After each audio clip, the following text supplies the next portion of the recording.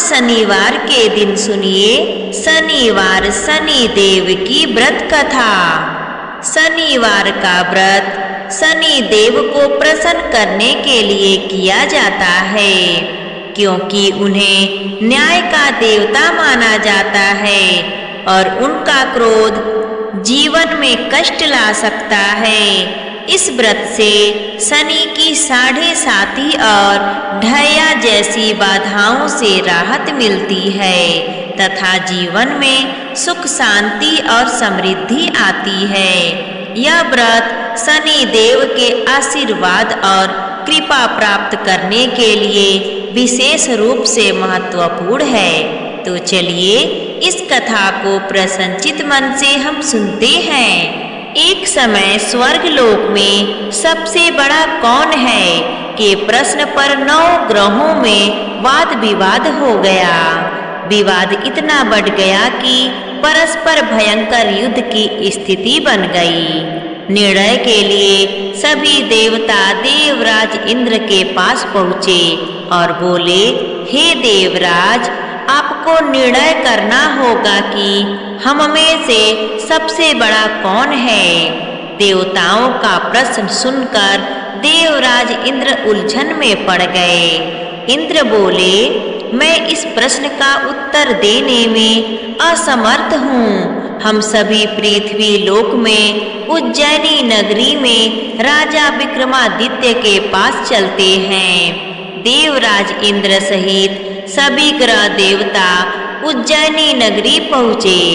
महल में पहुंचकर जब देवताओं ने उनसे अपना प्रश्न पूछा तो राजा विक्रमादित्य भी कुछ देर के लिए परेशान हो उठे, क्योंकि सभी देवता अपनी अपनी शक्तियों के कारण महान थे। किसी को भी छोटा या बड़ा कह देने से उनके क्रोध के प्रकोप से भयंकर हानि पहुंच सकती थी। अचानक राजा विक्रमादित्य को एक उपाय सूझा और उन्होंने विभिन्न धातुओं स्वर्ण, रजत, चांदी, कांसा, तामा, सीसा, रांगा, जस्ता, अभ्रक व लोहे के 9 आसन बनवाए। धातुओं के गुणों के अनुसार सभी आसनों को एक दूसरे के पीछे रखवाकर उन्होंने देवताओं को अपने अपने सिंहासन पर बैठने को कहा।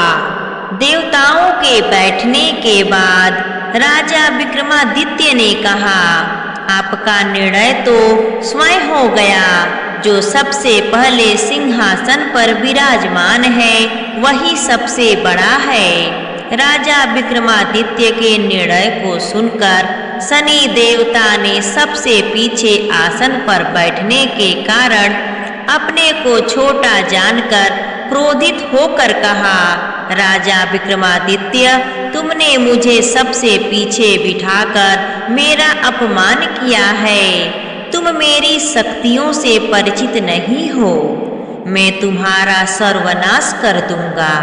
शनि ने कहा, सूर्य एक राशि पर 1 महीने, चंद्रमा 2.25 दिन, मंगल 1.5 महीने, बुध और शुक्र 1 महीने, बृहस्पति 13 महीने रहते हैं। लेकिन मैं किसी राशि पर 7.5 वर्ष तक रहता हूँ। बड़े बड़े देवताओं को मैंने अपने प्रकोप से पीड़ित किया है। राम को 7.5 के कारण ही वन में जाकर रहना पड़ा और रावण को 7.5 के कारण ही युद्ध में मृत्यु का शिकार बनना पड़ा। राजा, अब तू भी मेरे प्रकोप से नहीं बच सकेगा।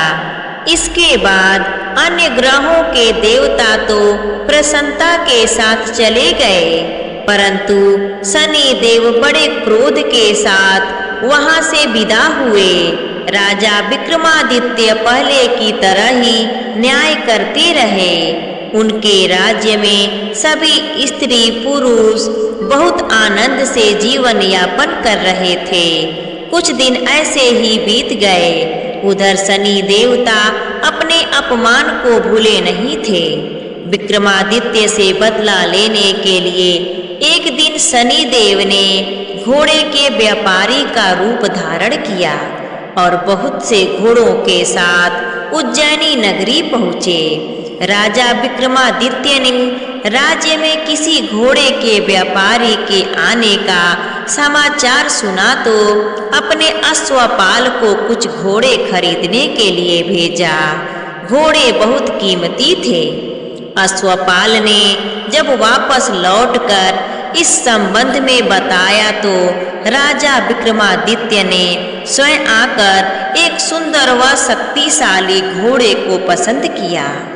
घोड़े की चाल देखने के लिए राजा उस घोड़े पर सवार हुए तो वह घोड़ा बिजली की गति से दौड़ पड़ा। तेजी से दौड़ता घोड़ा राजा को दूर एक जंगल में ले गया और फिर राजा को वहां गिराकर जंगल में कहीं गायब हो गया। राजा अपने नगर को लौटने के लिए जंगल में भटकने लगा, लेकिन उन्हें लौटने का कोई रास्ता नहीं मिला। राजा को भूख प्यास लग आई। बहुत घूमने पर उसे एक चरवाहा मिला। राजा ने उससे पानी मांगा। पानी पीकर राजा ने उस चरवाहे को अपनी अंगूठी दे दी। फिर उससे रास्ता पूछकर वह जंगल से निकलकर पास के नगर में पहुंचा। राजा ने एक सेठ की दुकान पर बैठकर कुछ देर आराम किया। उस सेठ ने राजा से बातचीत की तो राजा ने उसे बताया कि मैं उज्जैनी नगरी से आया हूँ। राजा के कुछ देर दुकान पर बैठने से सेठ जी की बहुत बिक्री हुई। सेठ ने राजा को बहुत भाग्यवान समझा और खुश होकर उसे अपने घर भोजन के लिए ले गया। सेठ के घर में सोने का एक हार खूंटी पर लटका हुआ था। राजा को उस कमरे में छोड़कर सेठ कुछ देर के लिए बाहर गया। तभी एक आश्चर्यजनक घटना घटी। राजा के देखते देखते सोने के उस हार को खूंटी निगल गई।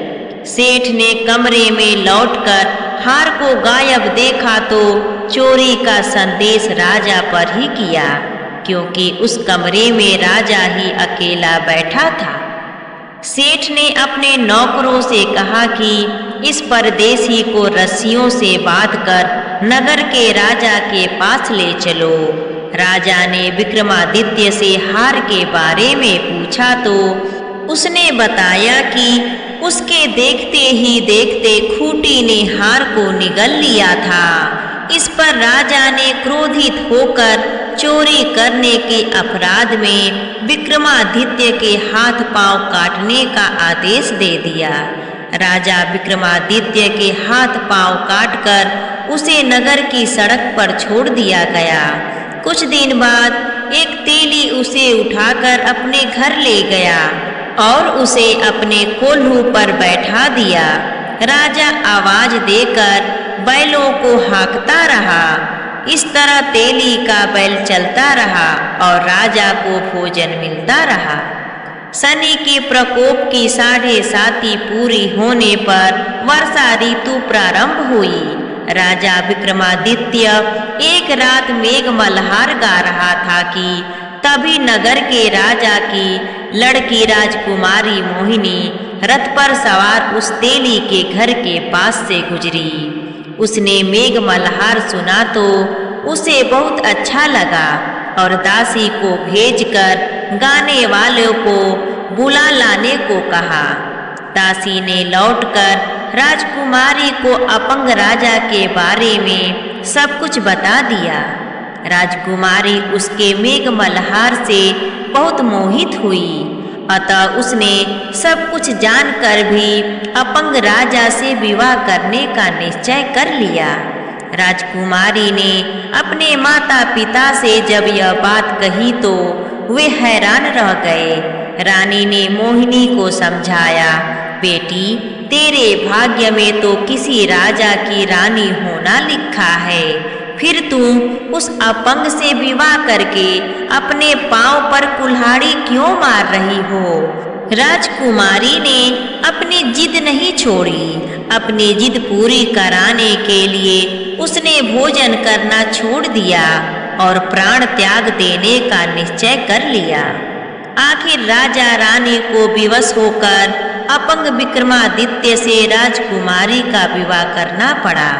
विवाह के बाद राजा विक्रमादित्य और राजकुमारी तेली के घर में रहने लगे। उसी रात स्वप्न में शनि देव ने राजा से कहा, राजा, तुमने मेरा प्रकोप देख लिया। मैंने तुम्हें अपने अपमान का दंड दिया है। राजा ने शनि देव से क्षमा करने को कहा और प्रार्थना की, हे शनि देव, आपने जितना दुख मुझे दिया है अन्य किसी को न देना। शनि देव ने कुछ सोचकर कहा, राजा, मैं तुम्हारी प्रार्थना स्वीकार करता हूँ। जो कोई स्त्री पुरुष मेरी पूजा करेगा, शनिवार को व्रत करके मेरी व्रत कथा सुनेगा, उस पर मेरी अनुकंपा बनी रहेगी। प्रातः काल राजा विक्रमादित्य की नींद खुली तो अपने हाथ पांव देखकर राजा को बहुत खुशी हुई। उसने मन ही मन शनि देव को प्रणाम किया। राजकुमारी भी राजा के हाथ पांव सही सलामत देखकर आश्चर्य में डूब गई।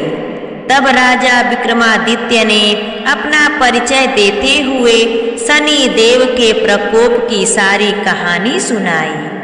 सेठ को जब इस बात का पता चला तो दौड़ता हुआ तेली के घर पहुंचा और राजा के चरणों में गिरकर क्षमा मांगने लगा। राजा ने उसे क्षमा कर दिया, क्योंकि यह सब तो शनि देव के प्रकोप के कारण हुआ था। सेठ राजा को अपने घर ले गया और उसे भोजन कराया। भोजन करते समय वहाँ एक आश्चर्य घटना घटी। सबके देखते देखते उस खूंटी ने हार उगल दिया। सेठ ने अपनी बेटी का विवाह भी राजा के साथ कर दिया और बहुत से स्वर्ण आभूषण, धन आदि देकर राजा को विदा किया। राजा विक्रमादित्य राजकुमारी मोहिनी और सेठ की बेटी के साथ उज्जैनी नगरी पहुँचे तो नगरवासियों ने हर्ष से उनका स्वागत किया। अगले दिन राजा विक्रमादित्य ने पूरे राज्य में घोषणा करवाई कि शनि देव सब देवों में सर्वश्रेष्ठ हैं।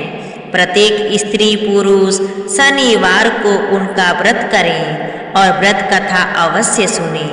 राजा विक्रमादित्य की घोषणा से शनि देव बहुत प्रसन्न हुए।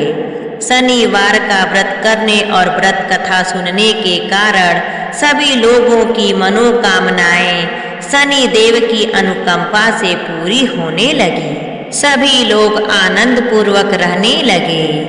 प्रिय भक्तों, अगर आपको यह शनिवार शनि देव की व्रत कथा अच्छी लगी हो तो हमें कमेंट करके जरूर बताइए।